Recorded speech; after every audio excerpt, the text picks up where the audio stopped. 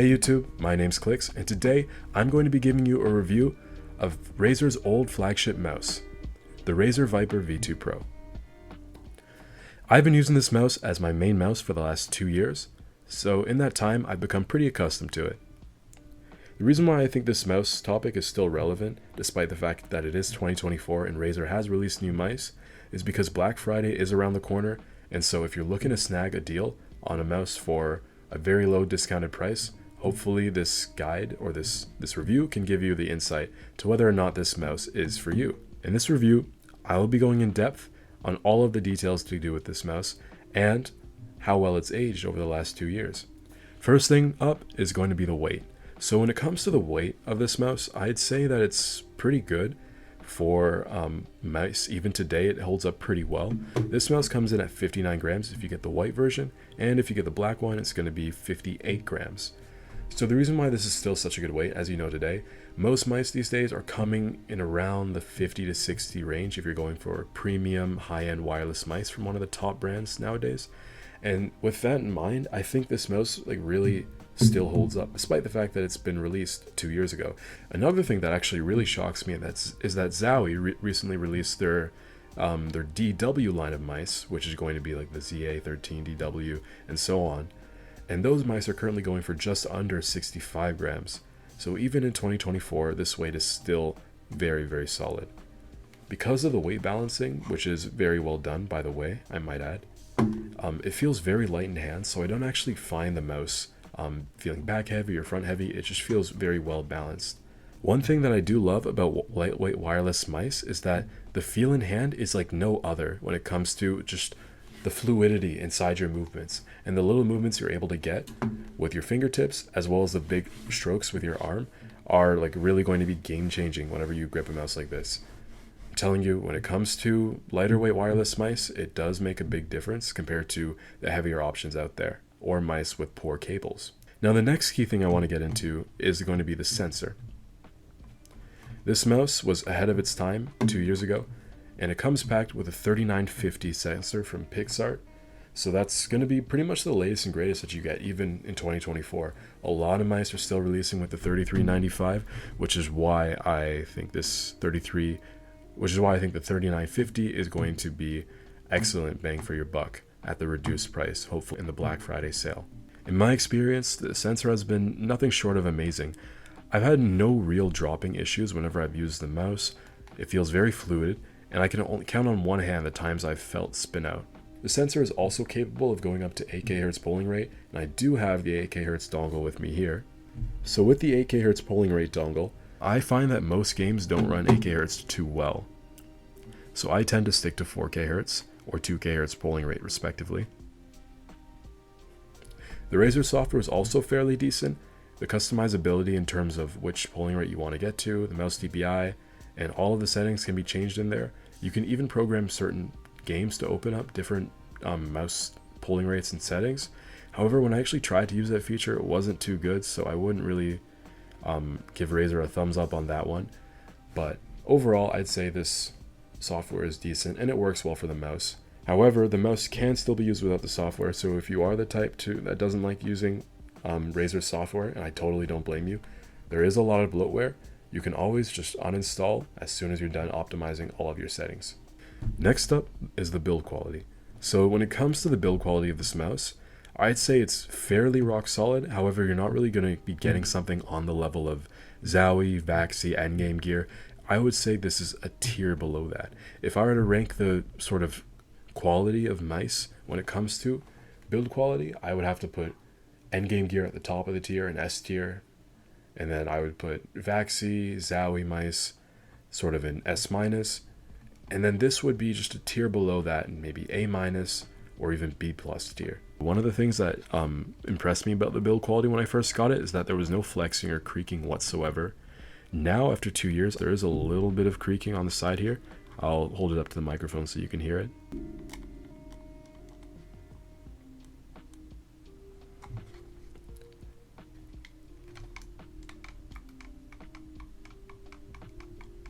So after 2 years of pretty intensive use, I'd say that's pretty good, considering that this mouse, when it came out the box, was completely fine with no creaking whatsoever.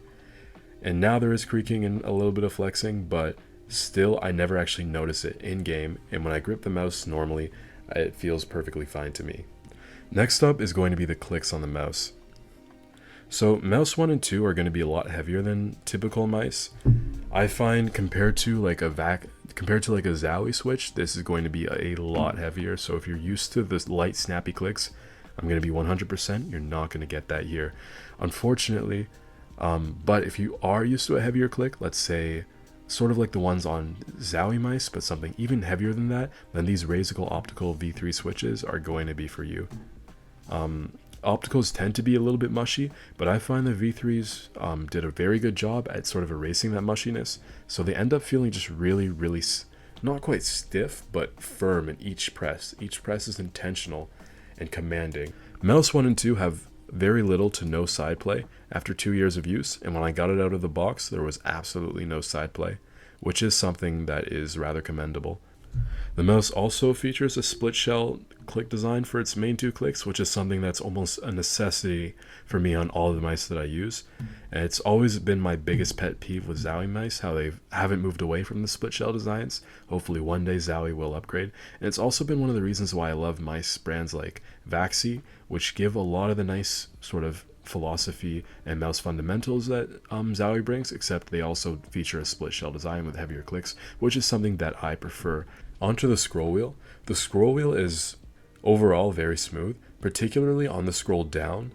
What I noticed though is on the scroll up is that it's pretty scratchy out of the box. Thankfully, as you use it more and more, it wears out a little bit, so it becomes a little bit smoother on the scroll up, but that scratchiness inside the scroll wheel's mechanism, it's still going to be there.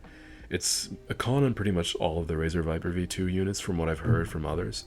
Most of them have that sort of issue, which is unfortunate, but given that the scroll wheel down feels pretty much perfect and the scroll wheel up is only a slightly minor annoyance, it doesn't really bother me too much. The scroll wheel button is also really nice. It's not too heavy, but at the same time it's not going to be as light as something like an XM1R, for example. I would say the scroll wheel is about just a bit lighter than medium actuation force. Next up, side buttons. So the side buttons here are going to be pretty solid as well. As you can see, I've really put this mouse through the ringer. But the side buttons out of the box were the best side buttons I've actually ever felt on a mouse. They're super clicky, super responsive, and there was very minimal post-travel with zero pre-travel. And the post-travel was implemented in such a way that it didn't go too far in the shell, and it felt very, very cushiony to press rather than something that was stiff or sharp. After 2 years, these side buttons have really deteriorated in their quality. I've noticed that there is more post travel, so the mouse goes a little bit further into the shell than it did on day 1, if you can see there. But it still is relatively minimal. And now, time for the sound test. Mouse 1.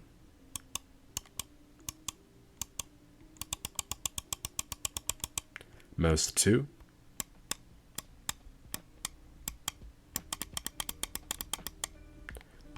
Mouse 3. And now the scroll. This is the down scroll. Up scroll.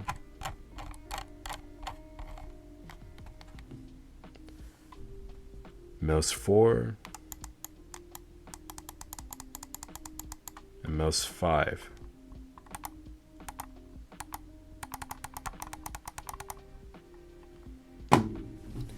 Overall, pretty snappy and responsive clicks.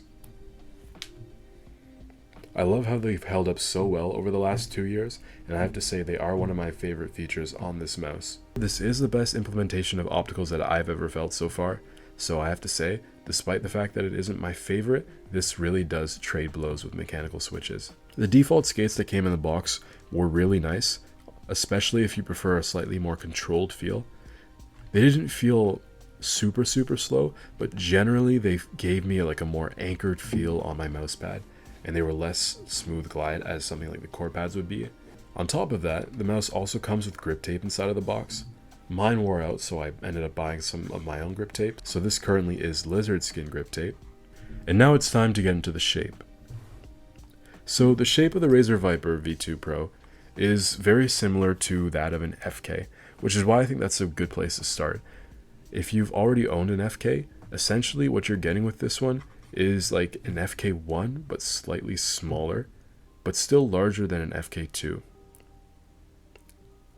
However, unlike the FK, one of the key differences that you're going to find in this mouse is going to be that the back hump right here is going to be cut off compared to the FK. I find that this really does help when you're pulling in your mouse a little bit more. It just bumps into your palm a lot later. So if you're the type of person to you're pulling your mouse with your fingers when you're going for a spray, you're not going to feel that restrictive, super long back hump on the FK bumping into your palm. This is really just a matter of personal preference. If you prefer that feeling inside your palm, then it can actually help with stability. However, I feel most of you will find that it's going to inhibit your aim. So it is something to keep in mind with the FK shapes, and it's something that I think the Razer Viper very much does improve on. And just really quick for reference, my hands are 20 by 10 centimeters. So when it comes to the Razer Viper shape, I think what you're really getting in this mouse are 3 characteristics that really give the mouse shape its personality. The first one is going to be its low centered hump. The second one is going to be its wide grip width with curvier sides. And then the last one is going to be its low button height. All of these combine to give the mouse a very locked in feeling, so long as you don't rely on a mouse that has back hump for that extra stability.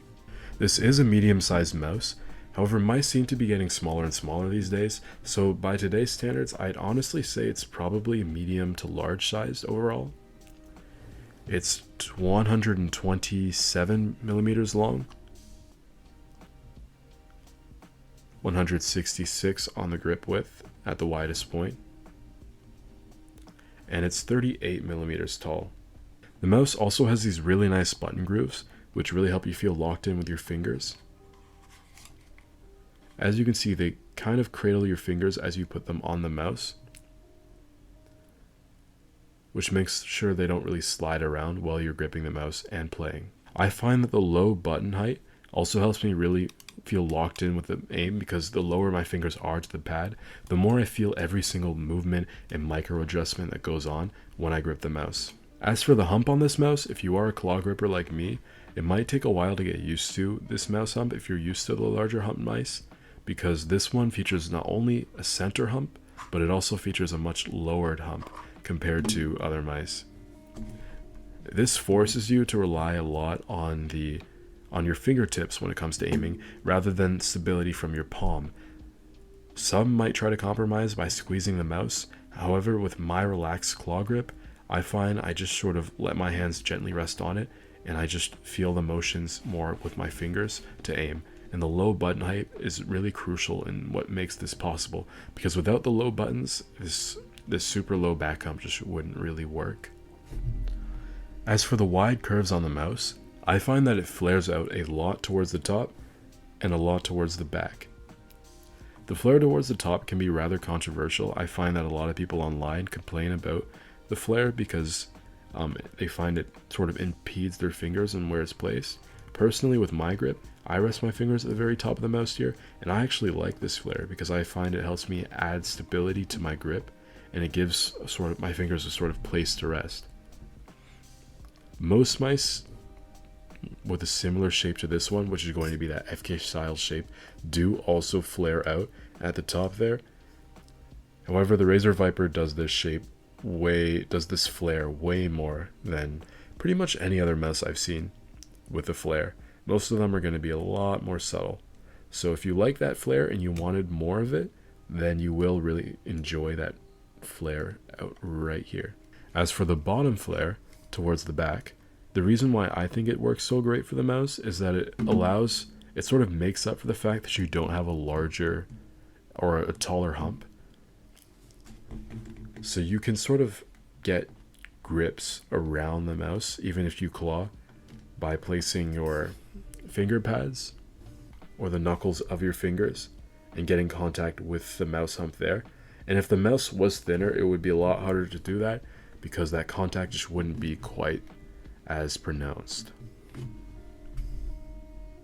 Personally, the way I've enjoyed gripping this mouse the most is by allowing it to touch this region and this region of my hand. I grab the mouse like that, and then I rest my fingertips on the contact points, and from there it's smooth sailing. Now on to a few shape comparisons. The shape that this mouse is most similar to, Zowie FK1 shape, as well as the FK2 shape, I would say this mouse is in between the two of them. The FK1 is just the medium-sized model, while the FK2 is a smaller model. However, most people tend to prefer the FK2 because smaller mice are more in nowadays. I no longer have an FK on hand right now, but essentially the main difference between this mouse and the FK shape is going to be that this back hump cuts off a lot sooner on the Viper, whereas the FK, it's just going to be a little bit longer back here. Now what this means for your grip is that essentially if you're pulling in the mouse for micro adjustments, you're going to find that when you're pulling in the mouse, say to control your spray when you're aiming, that little bit on the FK is going to bump into the palm of your hand way sooner than it will on the Viper. This essentially eliminates range of motion. However, with the Viper, you have a little bit more freedom and a little bit more room to move, especially if you're doing more of a fingertip grip. The next mouse that I'd like to compare it to is going to be the Endgame Gear XM1R. The XM1 shape is Endgame Gear's most popular shape, and it's easy to see why. But how it compares to the Viper is going to be primarily in its lower button height. As you can see, they both feature thin, low to the pad buttons. And this essentially gives your fingers a more precise feel when you're aiming on both mice. So if you already have an XM1 shape or you're accustomed to it, you can count on having that same sort of locked in feeling with your fingers on both mice. The second large way they compare is going to be with the curvature of the sides. I find that they both are very curvy mice. However, the Viper flares out a little bit more towards the top, whereas the XM1's flare, as you can see, is a lot more slight. For reference, I can still fit my fingers here for my grip, however there's less room for them to rest, which still feels natural for most people. However, if you're accustomed to having that super big flare like the one on the Viper V2, you might miss out on that with the XM1R. Also with the curvature of the mouse, they curve in towards the center, giving your thumb a good place to rest, or your fingers a good place to rest if you're going for an aggressive claw. The Viper does the same. And the last place where I'd say they are very similar would have to be with the curve on the back hump. As you can see here, it curves outward just like the Viper V2 Pro almost. And the reason why the shapes curve in almost the exact same pattern is because they actually have very similar grip widths of 62 centimeters each, respectively. However, that is where the similarities end completely. As you can see, one of the biggest differences between the XM1R and the Viper V2 Pro is going to be the back hump. The XM1R features a very wide and tall, prominent hump. It's also very much centered towards the back, which gives you a very locked-in feeling, while also getting the precise movements from the lower to the pad clicks. However, the Razer Viper V2 Pro doesn't give you that locked-in stability from the back hump, and forces you to rely on your fingertips and the curvature of the mouse for stability. I do think that this makes the mouse better for fingertip grip compared to this mouse, because the back hump is less oppressive, giving you more range of motion. However, if you're doing claw and you need a back hump, this mouse is going to be very difficult to get used to. And so, that's going to be it for my Razer Viper V2 Pro review.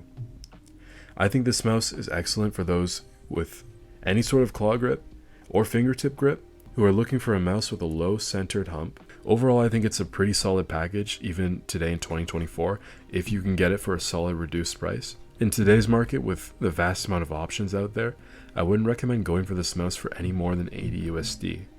However, if you can find it on an excellent sale during Black Friday, or if you can buy it secondhand, then I still think it's a mouse worth considering buying in the future if the shape suits you.